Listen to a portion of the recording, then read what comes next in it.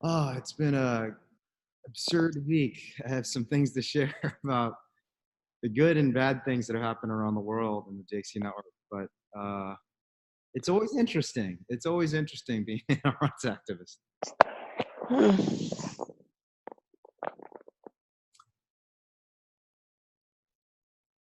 How's everyone's week been? Good. Is anyone on Good, I can't complain. can't complain? Is that you, Mark? Yeah. Hey, thanks so much for coming out to all this stuff in Sonoma County recently. I think we're putting the industry and the authorities on the defensive, and they're starting to recognize they can't characterize us as these outsiders because we've got folks like you coming out to marches and hearings, and it's been super, super helpful. Well, good, and I'm looking forward to everything that's coming along with your Bill of Rights and everything else. Oh, yeah. It's going to be awesome. Well, it's not. Yeah.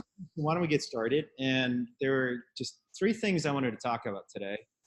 One is bad, but could be turned into something good with your help.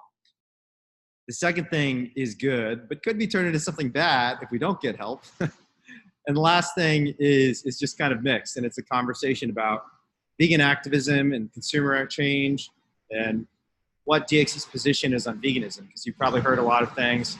Most of them are probably wrong because most things on the internet are usually wrong, unfortunately. But I'm happy to kind of discuss a little bit what DXC's actual position is on veganism and take your questions and comments too. But let's start with the first. I can't actually say exactly where yet, but we're starting to see legal repression happen, not just in the United States, but around the world. And many of you heard about Jenny McQueen's case in Canada, a Canadian activist who went into a pig farm, found this poor mother pig who basically her insides were coming out from a condition called a prolapse. And she reported this to the authorities, tried to get them to take action, had a veterinarian and lawyer both verified this is criminal animal cruelty. And instead of doing something about the factory farm, they charged her. And she's facing the equivalent of a felony in Canada. Well, Canada was the first nation outside the United States where we started seeing these sort of responses. And in the last week, we're now seeing it in another nation. I can't even say exactly where yet. But in the DXC network, we've been cultivating and training activists to do these investigations around the world.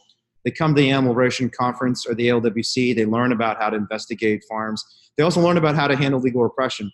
And we're now starting to see raids and repression happen in other nations. And this is happening because it's effective. So one of our organizers outside of the United States has been infiltrating animal abusing facilities, including pig farms and dairy farms. They removed a couple sick animals. And in the past week, apparently the sanctuary was raided. 2 of the activists' homes were raided, and activists are being arrested, initially just on trespass charges, but it looks like they're trying to build what's called a racketeering case. Racketeering is a law that was passed originally in the United States in the 1960s to try to address organized crime syndicates. And these racketeering laws are now being used by the industry in primarily rural areas of the United States and the world to go after animal rights activists. So the key bit from this prosecution that probably will drop this week in another nation is that we have to prep and train our activists. We have to show them they have support, give them trainings and knowledge about the legal system, including access to lawyers, so they don't make mistakes. Because if they don't make mistakes, well, initially it sounds like a scary thing for activists to get raided, for people to get arrested. We know from experience, frankly, over the past 200 years, whether it's the civil rights movement, the anti-war movement, where folks were burning draft cards and kept getting arrested for it, and it just created more media attention, created more pressure on the system to the point that the government eventually did have to change, that this is crucial. This is a key step. And when you look at the trainings done by the Center for Applied Nonviolent Strategies and Tactics, this is Canvas, a group that was founded in Yugoslavia to bring down Milosevic, and they successfully did bring down Milosevic in the late 90s and early 2000s. They basically took everything they learned from that experience, put it on the web, and said, here's what you have to know if you're trying to change the world. And one of the things they talk about in effective social movements is you have to get ready for the repression, accept it as sort of a cost of doing business, because every effective movement goes through these processes. Every effective movement has powerful institutions that tries to crush them. And the Australian activists are starting to learn that now too. So actually I just gave away what nation it was, but I won't say more than that. It's going to drop anyways in the next couple of days. Don't post that on Facebook yet because we've been requested not to say where exactly it's happening, but it is happening, and these actors are going to need your support. So that's a bad thing that could be turned into something good if we get the right media attention, if we support the activists there in the way they need support. And of course, all of you are doing that. All of you are part of this team, because we have, whether it's a video that needs to be produced in the face of investigation, a lawyer that needs to be hired in the face of a prosecution when an animal rights activist has been going undercover and exposing these abusive facilities and then gets charged for it, we depend on the steady stream of support we get from all of our members, which is you. So thank you all for providing the support that our activists need to ensure that we can do this life-saving investigative work. So second thing, which is something that's good, that could turn into something that's bad. I've been working over the past few months on a guy in North Carolina who's a pig farmer. And this guy has shown some, over the past few months, concerns about the industry. Initially, his concerns were mostly waste. He just thought, this industry wastes so much fuel, wastes so much energy, wastes so much money, and wastes the lives of animals, because every time a slaughterhouse truck would come, or every time the Smithfield corporate, goons would come to his farm, they'd point out pigs that were too small and say, these pigs have to be slaughtered because you're not even allowed to feed them. Because the way it works in contract factory farming is the farmer doesn't actually own the animals. He might own his farm, but the farmer and his employees don't own the animals. Those are property of Smithfield. They get shipped to the farm when they're babies. The farmers raise them, and then when they're slaughter age at about 6 months in a pig farm, they get sent off to a slaughterhouse. In North Carolina, they have the largest slaughterhouse in the world in Tar Heel, North Carolina. They kill like 22 million pigs there every year. Ungodly amount of pain and suffering, so much abuse of not just the animals, but the workers as well. And this pig farmer was kind of getting fed up with the fact that Smithfield just kept saying these pigs are too small, or these pigs have the wrong shape, or they're not the right quality. So you just have to kill them all, gas them all, and throw them into a landfill. And so initially, just out of a concern for waste, he said, I don't really want to kill these pigs. And then he started reading more about what happens to pigs in the slaughterhouse and realizing, for him, he felt bad about killing all these pigs, but those are the only pigs he killed. And he thought to himself, well, these pigs are going to be killed in a slaughterhouse anyway. So, gassing them and throwing them in a landfill, it's the best I can do for them. His son started growing an attachment to the pigs and started feeling like he's got a young son by the age of 3 or something like that, who apparently really loves pigs and was always really sad when they had to ship the pigs away. And so eventually he decided, what?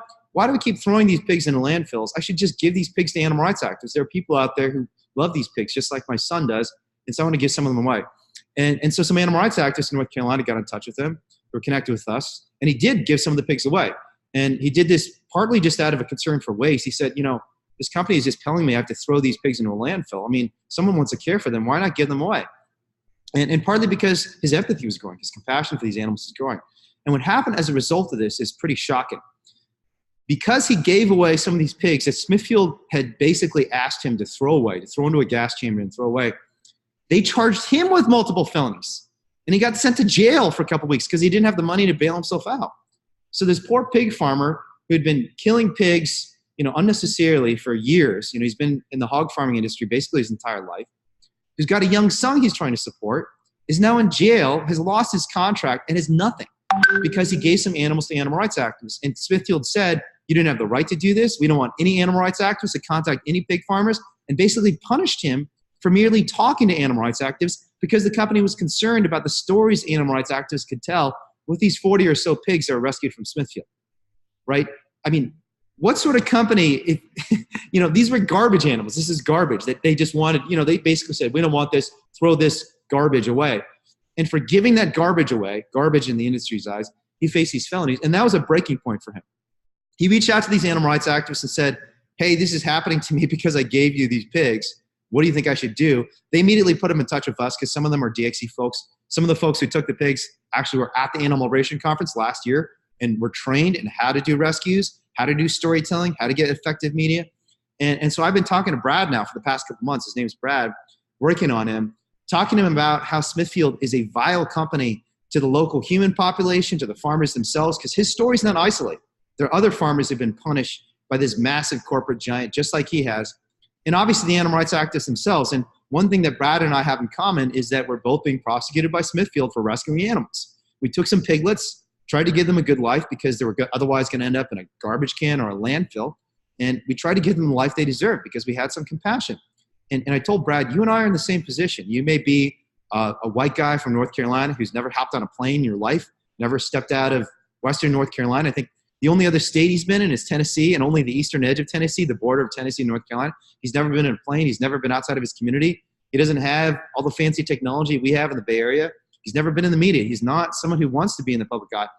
But here's me, this Berkeley vegan Buddhist who's considered an animal rights terrorist, and we're in exactly the same legal position vis-a-vis Smithfield, because the company wants to crush anyone who exposes them for any sort of misconduct. And so I've been talking to him for the past couple months and working on him, and his empathy keeps growing and growing. His understanding keeps growing and growing. I'm telling him about how Smithfield went after the workers in Tar Heel and actually hired goons to beat up their own workers when they tried to unionize. I'm telling him about how the people in China who live next to these skyscraper factory farms, these multi-level factory farms that go 10 rows high and have 1 million pigs in each building. There's 10 buildings all in one place. That the workers in these horrible factory farms in China work 16-hour days. They don't even get to use the bathroom. You know, they're working in the most abusive facilities imaginable, and Smithfield pays them $1 a day sometimes. I mean, it's awful what this company is doing, not just to the animals, to the workers. And that tells you something about the corporate culture and the system at play here in animal agriculture, where even the human beings are being brutalized, even the human beings are being savaged. And the only way for us to effectively challenge corporate control of animals, of human beings, of the environment, and the food system is for us to unite. We got to work together on this to protect you and to protect me and to protect the animals. And he started to understand that the way the company is treating the animals, and the reason he had this deep discomfort about the way the animals are being treated was because the corporate mentality was profits over all. And that is, frankly, the corporate requirement, the legal requirement the company has imposed on all of their managers, all their employers, all their executives, that you have a responsibility. I'm sorry, I have to. Somebody just walked into the Ark. The Ark is actually not open right now. I should have locked the door, everyone. There's someone who seems like they're maybe a little bit unstable. We just walked into the Ark because I didn't close it. And I am going to close it now. You can all see here's the door to the Animal Rights Center. I'm the only one here. It's a little bit earlier in the morning. But occasionally people wander in here. Some of them are a little unstable and will steal stuff or damage stuff. So I should probably lock the door. But as I said, his empathy's been growing. And in a conversation I had from 2 weeks ago, he finally told me, you know, I'm done with the hog industry. I'm just done. I'm not going back. Because he had continued to work as a contract farmer for other companies. Smithfield fired him, obviously, so he couldn't work for Smithfield. And he was continuing to do the things he had done, you know, raise the animals, feed the animals, wash out the barns. And he said, I'm just done. I'm done. I can't do this anymore. And the most powerful quote, like I almost cried when he told me this, but he said, you know, I've realized that everything is vile about the hog industry except the hogs themselves. It's choking me up even thinking about it. And then he said, except the hogs themselves, they've never done anything to anyone. And that was so powerful to me for him to recognize the systemic violence against the people, against the environment, against the animals caused by big companies like Smithfield, and to recognize the animals are the most innocent and gentle and vulnerable victims. That, you know, he told me there are workers that are abusive to each other. There are managers who are abusive to the workers. There are companies that are abusive to all the workers and the managers. And the one class of beings in this system who've not done anything to anyone are the animals themselves, these poor pigs who live their entire lives in these concrete pens, who are brutally mutilated from the day they're born. Their testicles are cut off, their teeth are ripped out, their tails are ripped off, and these poor babies are torn from their mothers, stuffed in these poor concrete pens, and they never hurt anyone, even though these are massive. If you've ever dealt with a farm pig, a 250-pound farm pig at slaughter is a huge creature who could hurt you so badly, and yet they're the most gentle giants you can possibly imagine. And they run from us. They run from a 100-pound, 150-pound human being because we've bred them to be so docile and gentle. And Bradley recognized it. He said, these poor pigs have never done anything to anyone. And it's not right what we're doing to them. So here's the upshot. Brad's now coming out to the Bay Area in a couple weeks to talk to animal rights activists and share what he's learned over the past 10 years of his life working in the hog industry, to share all the dirty stuff, all the dirt on the industry that he has, and for us to educate him too. And show the world and show animal rights activists ourselves that there's hope even for hog farmers. When even the hog farmers of this nation are turning against the industry, that's a sign that change is coming, folks. And we're going to take Brad to LA, to San Diego, go on a little speaking tour with him. We're going to take him to a sanctuary where animals rescued from factory farms, just like the factory farm he worked at, are now living out their lives in peace. We're going to give him a chance to spend time with those animals in a peaceful and loving way rather than an abusive and violent way, which is the way he's interacted with pigs his entire life. And we're hoping his son will come out to the California and stay here permanently, maybe work at a sanctuary.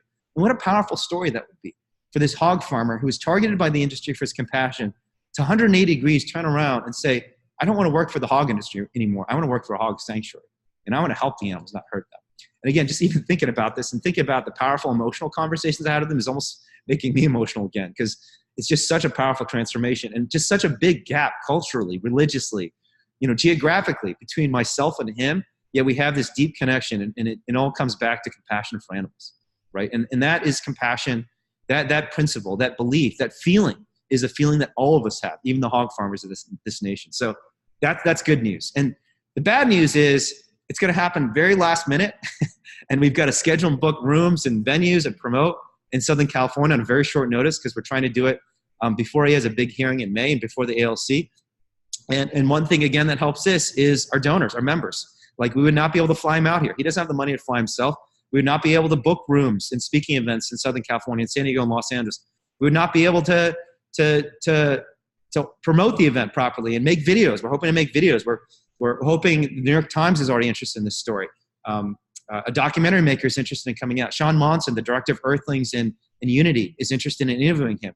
All these things cost money. We have to have cameras come out. We have to, pay for promotional efforts. All these things are only possible because of the steady stream of support we get from all of you, right? And I say so many times that the folks behind the scenes who support us in all the ways that we get supported, whether it's on social media or as members, are the lifeblood of this movement. If we don't have you, we can't do anything. And you're the ones who are helping Bradley through this transition. So stay tuned for that, because it's not 100% yet, but we're expecting around April 18th, April 20th. We're going to have a steady stream of live streams about Brad, about me, about Smithfield, and about the change this entire world is going through. Okay, so I want to just briefly talk about veganism because, there's been a lot of hubbub in the Bay Area, and I think a little bit in the DXC network about DXC's stance on veganism. And many of you know, much to my great shame, I am the author of an article called Boycott Veganism that was written in 2006, was circulated in 2007 without my consent. It was a draft document that was circulated all over the internet and got me banned from all sorts of vegan forums. And I became, the most shameful figure in the animal rights movement circa 2007. I was a law professor at Northwestern. No one really knew who I was because I wasn't really much of a public figure at that point. But I was writing about animals. I had been fighting for animals for about 8 years at that point. But I hadn't really done any significant activism. Although I had tried to do an open rescue and failed. I've told that story before about how I tried to go into a slaughterhouse and rescue a baby cow, failed. But I wrote this article on the basis of the sociological research and social scientific research I had been doing over the past 3 years of my life. But the title was total clickbait. I didn't actually mean that veganism was bad or that people shouldn't be vegan. I meant that we needed to shift our attention away from just consumer change and building a consumer movement towards a political movement that could change policies and governments and institutions and culture in a more dramatic and powerful way. And there is 100 years of powerful research showing how important this is. And the key word here in the social scientific literature is institutional change. When social scientists talk about institutions, what they mean, quite frankly and quite simply, is the rules of the game. Institutions aren't just formal structural institutions like governments and corporations. They're also the norms under which human beings live. And there's a massive and expanding body of research showing that these institutions are crucial to changing individual behavior.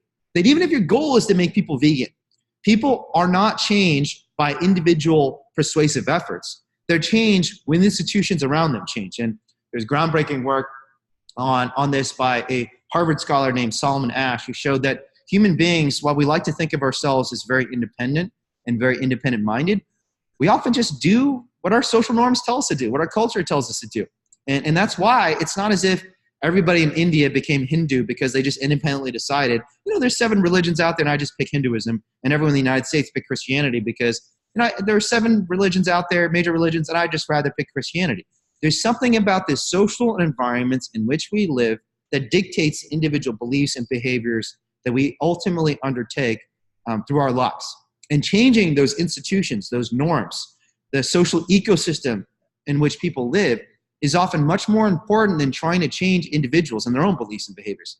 So that was kind of the main point of the article.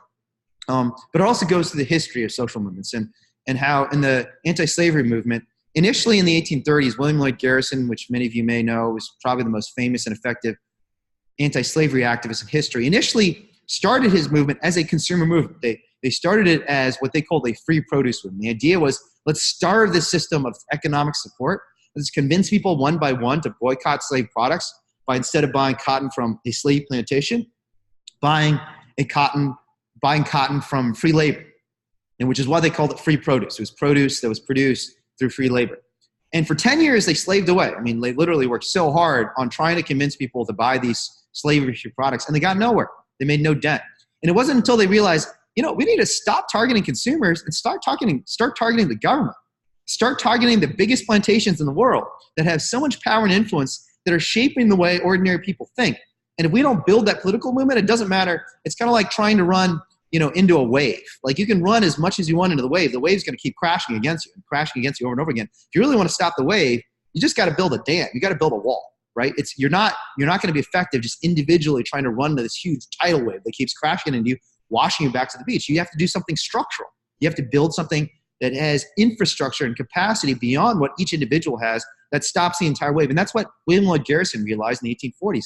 And when they started shifting away from trying to change people's consumer practices and started trying to change their voting behavior, their political activism, whether they donated to political parties, whether they supported and even participated in political parties, like the Republican Party, right? Like the Free Soil Party, which was the foundation, the foundation of the modern Republican Party was anti-slavery activists who banded together and formed a political party. Our ask cannot just be buy this cotton rather than this cotton. Our ask has to be become a revolutionary, join our political revolution to unseat the powers that be and replace them with people who will guide our people towards a freer, more just, and safer future for all residents of this nation.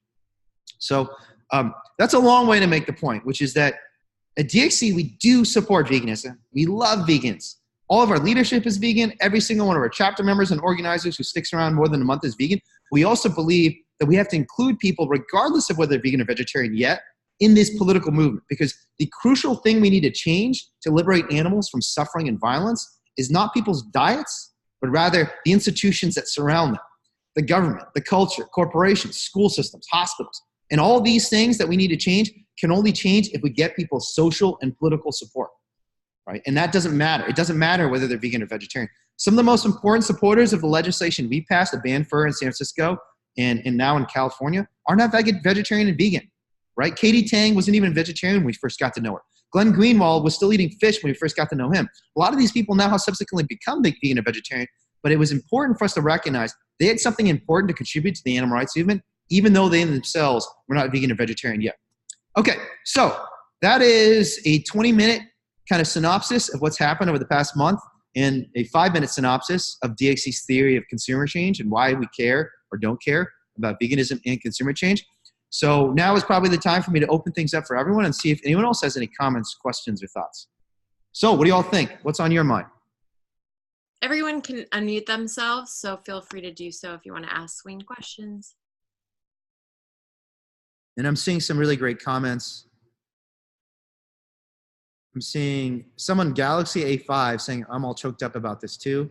Love this. And it actually is just one of the most powerful experiences to see someone in the industry starting to turn against them, because it's a symbol of the change we can create together. Wayne, I have a question. Please, go ahead. They say go after the industry, not the individual, correct?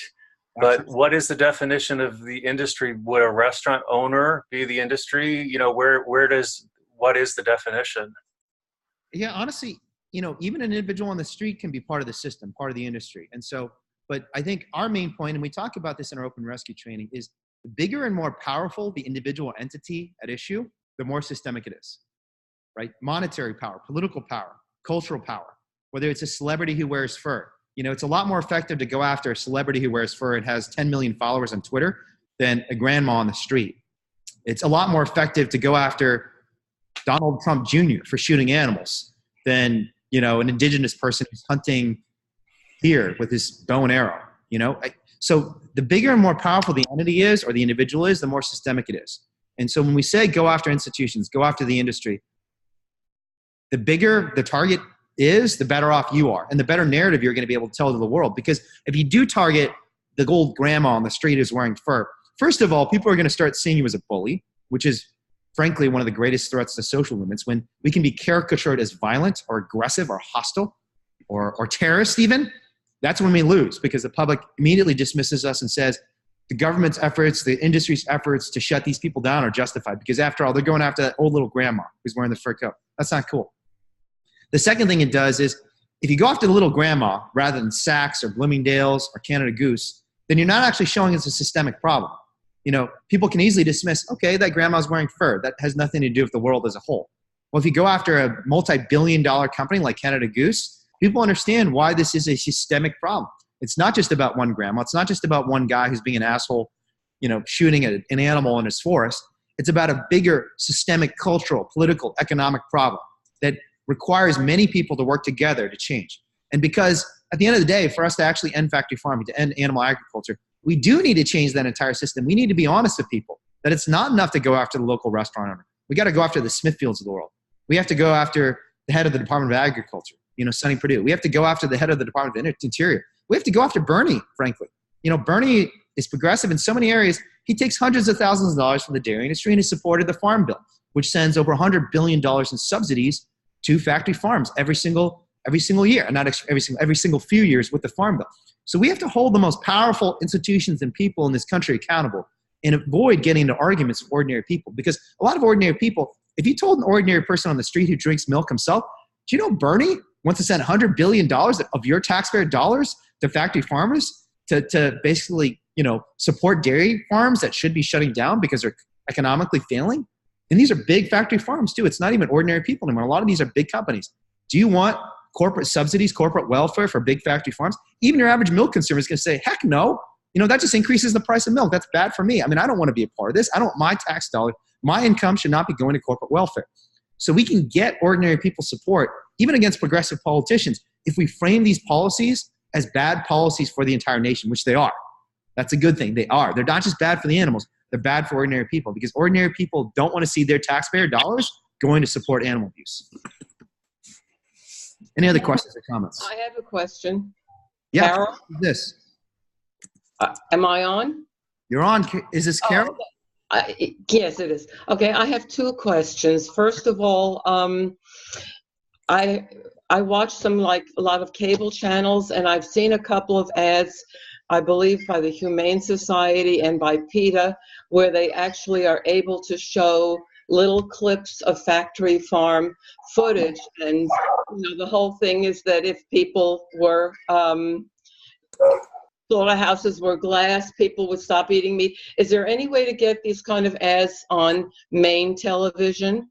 Yeah, it's tough. And the media has almost an effective blackout on animal rights stuff. And the media has become such an advertising and consumption-based industry where they only tell people what they want to hear. And very few television outlets are going to show people what they need to hear, or what they ought to hear. Which, whether it's the truth about the political system, the truth about corporate misconduct, the truth about animal agriculture. So the way to get there, is to find champions within the actual media. And Glenn Greenwald has been such an incredible ally to us, because he's not just someone who wants to report on this because he thinks it's a good story. He's someone who's a believer in the cause. And I'm not one who's apologetic about finding media figures who are quote unquote biased, because the reality is everybody is biased out there. Donald Trump is biased. Fox News is biased. The New York Times is biased. So we have to find is people who have a bias for the animals. And even deciding what to report and what not to report shows your bias, right? The editors of the New York Times who like to see themselves as these incredible neutral figures, just the news, ma'am. They're not just reporting the news. They report on some things and don't report on other things, because their advertisers and their consumers, the people who are buying their newspapers, want to hear some stories and don't want to hear other stories. So we got to find people with a bias for the animals. And until we find those people, we're not going to get good stories. It's hard to do that. It requires a lot of relationship cultivation. It requires a lot of patience on our part. Hey, Chris. But if you can do that, you're going to find media figures who will cover the stories and cover the stories in a way that tell the animal story in a very powerful way. Okay, it's 9:59 a.m., folks, and I actually have another meeting. So I know we often go a little bit longer on these, but this week I got a meeting right at 10 a.m. So I'm super sorry about that. But I want to just show my appreciation for all of you again for coming. It always brightens my day to see all of you. No one's got their camera on other than Sahar, which is nice. Oh, Monica's got her camera on. There we go. Juan's got his camera on. I don't know how to turn it on. Day to see all of you and talk to all of you. And I really encourage you to join these calls because I always get good feedback from all of you, good questions. I get a sense of how our member network is feeling about various issues. If you had any thoughts about the veganism conversation, please send them my way. You can always email me at wayne@directactionriver.com. You can also email Sahar at finance@dxe.io. You'll get any questions answered about our fundraising programs and campaigns and the benefits that our members get. But I'm super, super grateful to all of you again and excited about what's going to happen the next few weeks. And I'll see you all next time, okay? Thank you. Thanks, Wayne. Bye, Thanks, everybody. Howard. You guys Thank you.